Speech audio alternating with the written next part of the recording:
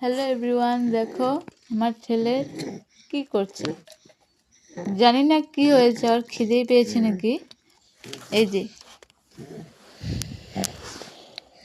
এখানে আমি সকালে একটু মুড়ির ছাতু গুঁড়া করেছিলাম, তো এখান থেকে নিয়েই ঢেলে খাইয়েছিলাম। এটাতে অল্প রয়েছে।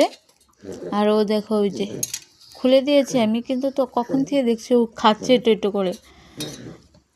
পাপা, পাপা, পাপা, ও পাপা, এগুলো কি কি খাচ্ছ তুমি?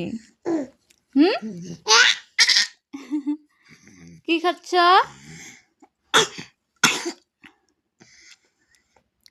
গলায় আটকাবো কিন্তু, আবার দেখবা শুকনা বস্তু কিন্তু।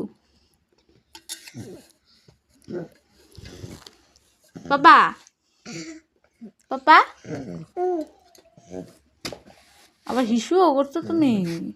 আর খাবো না, আসো প্যান খুলে দিই।